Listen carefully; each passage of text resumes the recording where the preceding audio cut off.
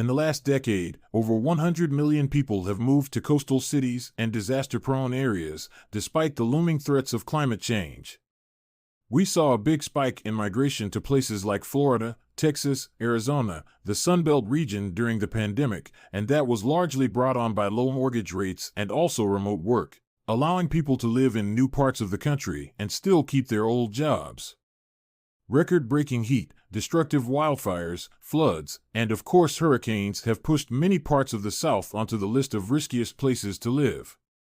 So, why do we keep flocking to these high-risk regions? Is it the allure of economic opportunities, the vibrant culture, or perhaps a stubborn belief that disaster won't strike us? Many of us have deep-rooted ties to our communities, making it hard to leave, even when the risks are glaring. We often underestimate the power of nature, thinking we can outsmart it. But as we witness more frequent hurricanes, wildfires, and floods, the question becomes urgent: how do we balance our desires with the reality of living in these vulnerable places? It's time to rethink our choices and embrace smarter, sustainable living. The riskiest regions in the United States are those that are most vulnerable to natural disasters and climate change. These regions include coastal areas, the South, and the Midwest. California is most at risk for natural disasters, with cities like Oklahoma City, San Diego, Clear Lake, San Jose, Madera, Riverside, San Bernardino, Bakersfield, Houston, and Santa Cruz all facing significant threats. When we talk about the riskiest regions in the United States, several areas come to mind. First up, the Gulf Coast, especially Louisiana and Texas. These states face hurricanes and flooding, making them a high-risk zone for natural disasters. Then there's California, notorious for its wildfires and earthquakes. The San Andreas Fault is a constant reminder of the seismic activity lurking beneath. Don't forget about Tornado Alley, stretching from Texas to Nebraska. This region experiences some of the most violent tornadoes in the country, leaving destruction in their wake. And let's not overlook the Northeast, where blizzards and ice storms can wreak havoc during winter months. Each of these regions has its own unique challenges, reminding us that while the U.S. is beautiful, it can also be a bit unpredictable. Living in risky regions is a paradox. Take coastal cities, for instance. They thrive as bustling hubs for trade and tourism, drawing millions with their vibrant culture and stunning views.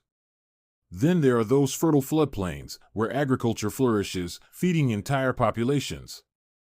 The economic opportunities are undeniable. But what about the risks? Communities here have deep roots, shaped by generations who have faced natural disasters yet remain resilient. They weigh immediate economic gains against long-term threats, often choosing the former.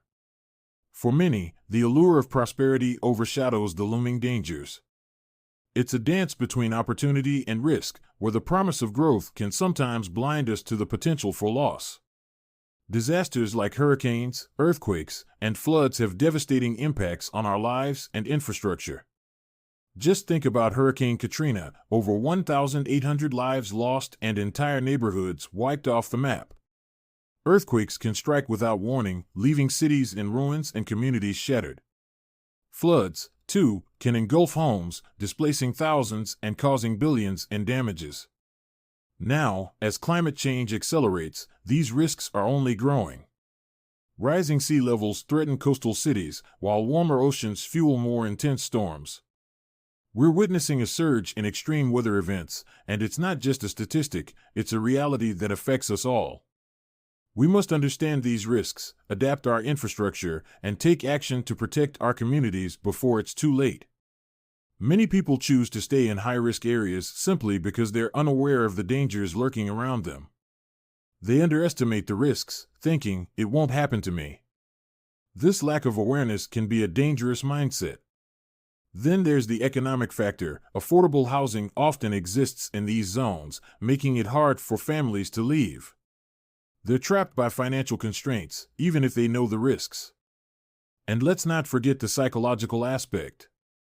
Many cling to an optimism bias, believing that technology and engineering can shield them from disasters. It's a mix of hope and denial that keeps them rooted in places that could be perilous. Urban planning is often a reflection of our priorities, and sadly, many cities are failing to prioritize wisely. Poor zoning laws and lax enforcement have led to chaotic developments that disregard community needs. We see high-rises overshadowing parks, while essential services are pushed to the outskirts. Then there's disaster preparedness, or the glaring lack of it. Cities are often caught off guard by natural disasters, scrambling to respond instead of having robust recovery plans in place. This negligence not only endangers lives, but also prolongs suffering. And let's not forget the short-sighted policies that enable risky developments. Building in flood zones or on unstable land may boost short-term profits, but it's a gamble that puts entire communities at risk. We need to rethink our approach to urban planning, prioritizing sustainability and resilience over quick gains. The future of our cities depends on it. Technology has transformed our approach to natural disasters. Take seawalls and earthquake-resistant buildings, for instance. These engineering marvels are designed to withstand the forces of nature, protecting our communities from rising tides and tremors. But are they truly solutions, or just temporary fixes?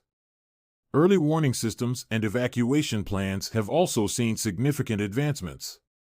They can save lives by giving us precious minutes to react. Yet, these measures can create a false sense of security. What happens when the next disaster strikes harder than anticipated? While these innovations are crucial, they can't replace the need for comprehensive disaster preparedness and resilient communities. We must adapt not just with technology, but also by fostering awareness and readiness. In the end, it's about striking a balance, using technology as a tool, not a crutch. Smart urban planning is essential for our future. We need to create incentives that encourage people to relocate from risky zones, ensuring safety and stability for all. Community education plays a crucial role in this. By raising awareness about potential risks and preparedness, we empower individuals to take action. Sustainable development is not just a buzzword, it's about building resilient communities with green infrastructure that can withstand environmental challenges. Imagine neighborhoods designed with nature in mind, where parks and green roofs are the norm, not the exception. Finally, we must embrace policy innovations.